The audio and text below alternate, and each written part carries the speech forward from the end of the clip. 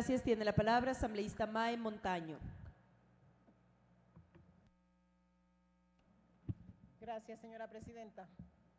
Colegas asambleístas, cerrar una crisis indudablemente significa también empezar a cerrar heridas.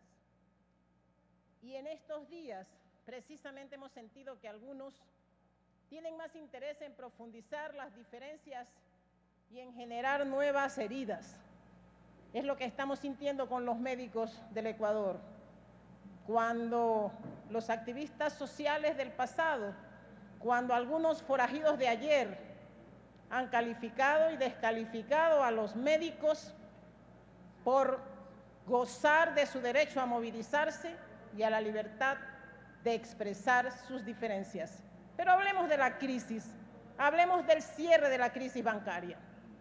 Claro que sí, estamos de acuerdo con cerrar la crisis bancaria, porque eso implica primero, hacer justicia con las verdaderas víctimas de esta crisis, los acreedores, los ecuatorianos y ecuatorianas que perdieron sus recursos económicos y que ahora despiertan la esperanza de recuperar, aunque sea en parte, esos recursos.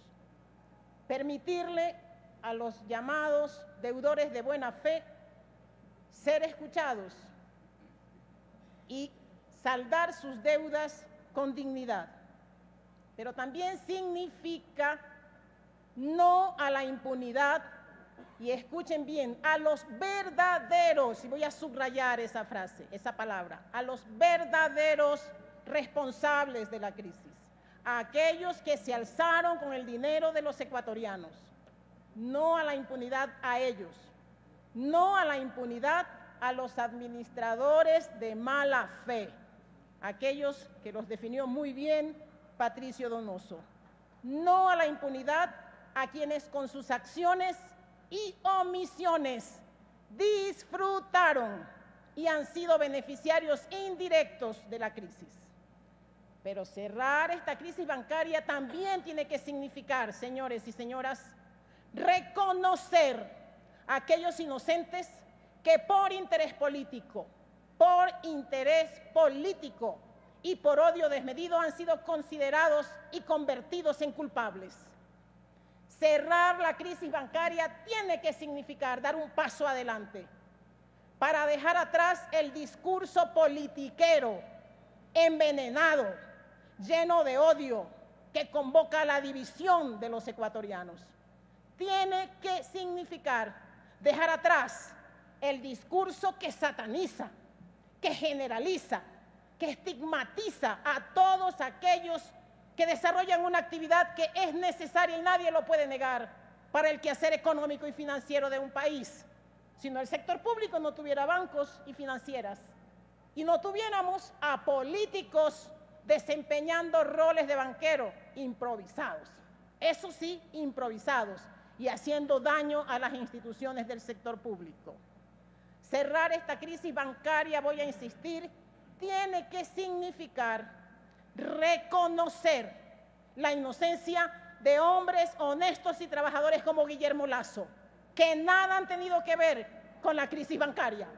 Eso significa cerrar una crisis, darse un baño de verdad. Si no, les invito a ver el siguiente video. Por favor, a los señores de la unidad técnica. Solo 5 años atrás, esto es lo que decía Rafael Correa sobre Guillermo Lasso. A las 11:30 tuve reunión con el ingeniero Guillermo Lasso, presidente ejecutivo del Banco de Guayaquil, hasta donde yo recuerdo la primera reunión que tengo con un banquero, ¿verdad? En todo caso, tengo que reconocer que es un banquero bastante inteligente, bastante interesante, no es con el mismo discurso de los banqueros de siempre. Entonces, bastante interesante la conversación. Hablamos sobre la ley de seguridad financiera, hay que escuchar a los banqueros. Entonces, si hay que hacer alguna mejora, con todo gusto la haremos, ¿no? Hoy, el candidato presidente emplea todos los recursos a su disposición para desprestigiar a quien antes calificó como un banquero interesante. La campaña sucia de Rafael Correa pretende acusar a Guillermo Lasso de ser uno de los responsables de la crisis financiera de 1999. Pero, ¿tiene Guillermo Lasso responsabilidad sobre la crisis de 1999? La verdad es que ni siquiera los informes de gobierno lo inculpan.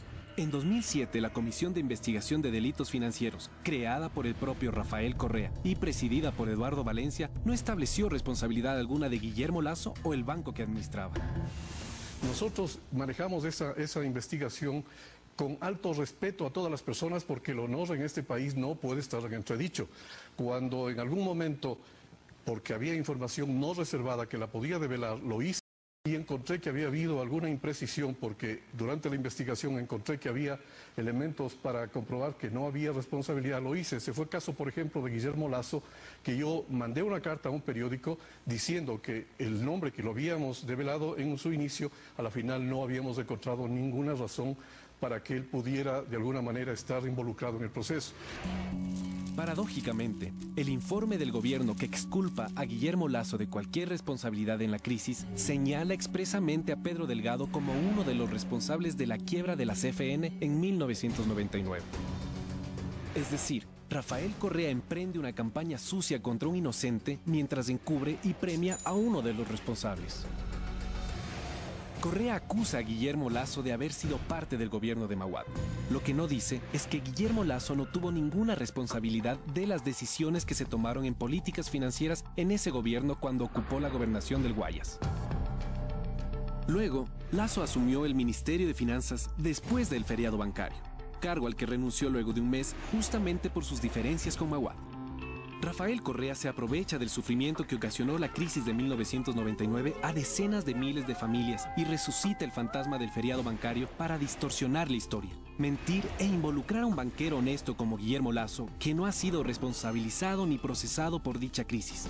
Nunca huyó del país y, por el contrario, administró con buen criterio y responsabilidad los recursos de sus clientes. Entonces, ¿por qué miente Correa sobre Guillermo Lasso? Solo 5 años. Muchas gracias, señores. Ustedes tienen las respuestas. ¿Por qué miente Correa sobre Guillermo Lasso?